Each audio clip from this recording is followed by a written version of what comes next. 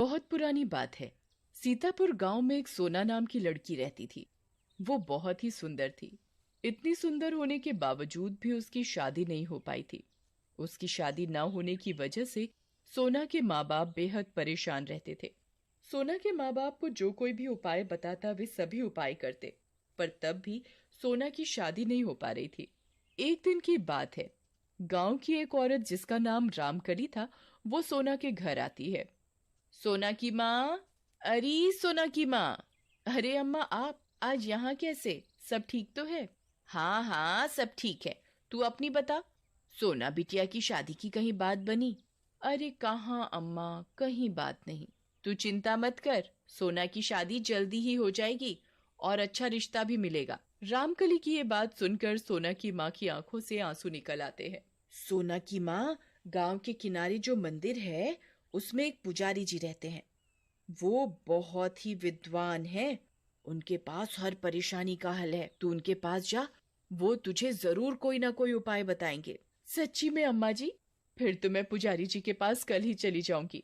और अगली सुबह सोना की माँ गांव के किनारे वाले मंदिर पहुंच जाती है और मंदिर के पुजारी जी से मिलती है। सोना की माँ पुजारी जी को बताती है कि सोना की शादी नहीं हो पा रही है और कहती है, पुजारी जी कोई उपाय बताओ। सोना की कुंडली में मांगलिक दोष है, जिसके कारण सोना की शादी में रुकावट आ रही है।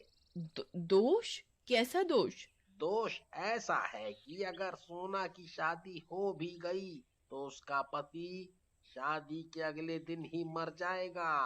पुजारी जी कोई तो उपाय होगा इस दोष को दूर करने का। हम्म हम्म हम्म हम्म हम्म उपाय तो है।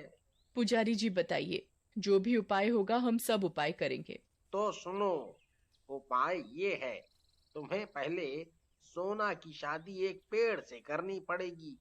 जो उसकी शादी होने में रुकावट आ रही है वो दूर हो जाएगी। और अगले दिन सोना के माँ पिताजी जंगल में एक पेड़ की तलाश में जाते हैं जिससे कि वो सोना की शादी कर सके।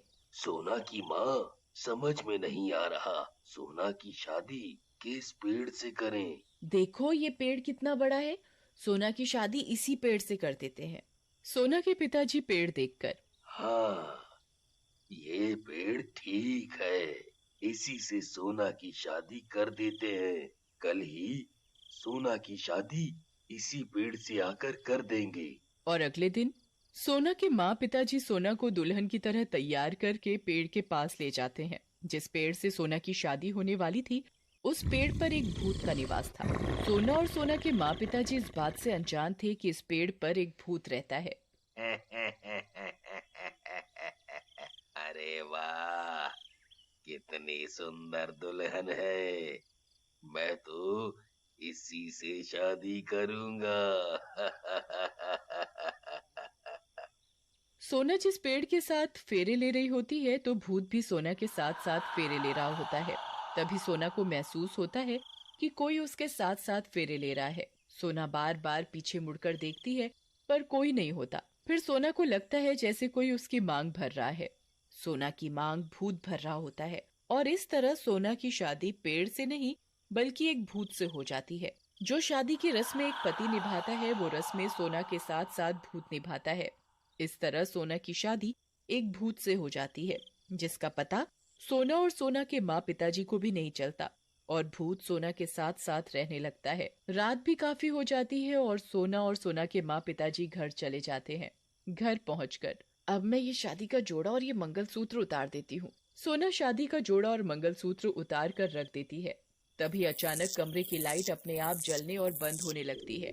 पर्दे जोर जोर से हिलने लगते हैं। खिड़की जोर जोर से खुलने बंद होने लगती है। ये सब देखकर सोना बहुत बुरी तरह डर जाती है। फिर अचानक सब ठीक हो जाता है।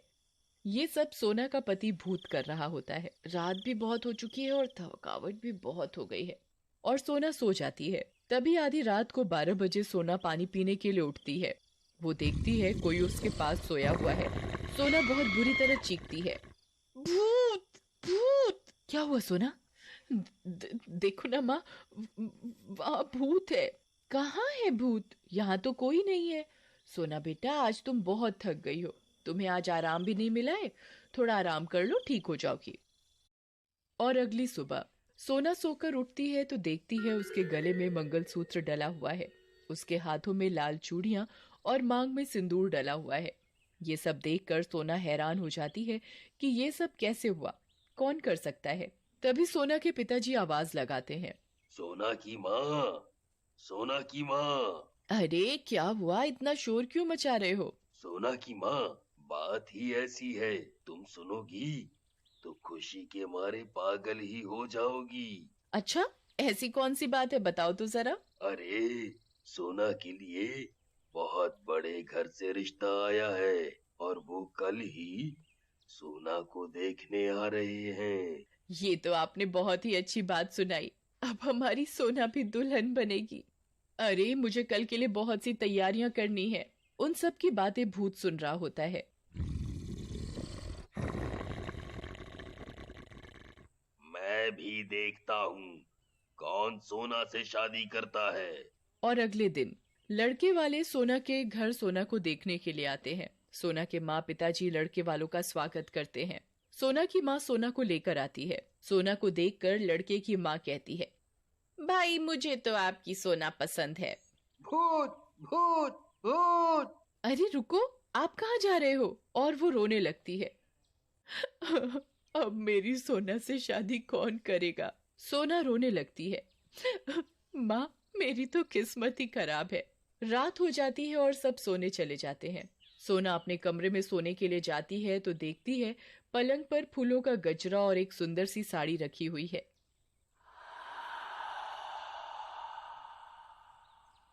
अरे ये सब किसने रखा? तभी भूत वो गजरा सोना के बालों में लगाता है।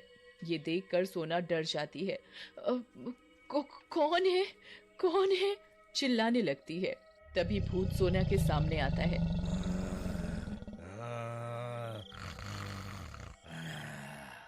सोना, डरो मत, मैं तुम्हारा पति हूँ, तुमने मुझसे शादी की है। मैंने तुमसे कोई शादी नहीं की है और तुम एक भूत हो, तुम मेरे पति नहीं हो। भूत सोना को पेड़ से शादी करने की सारी बात बताता है। सोना ये सुनकर बहुत रोती है।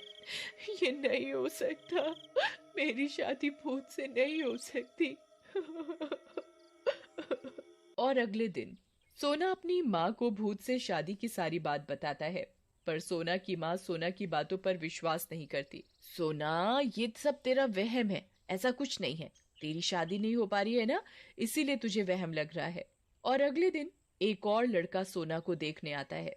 जब लड़का सोना से मिलता है और शादी की बात करता है, तभी उसे सोना के साथ खड़ा भूत दिखाई देता है। वो बेहद ही भयानक दिख रहा था।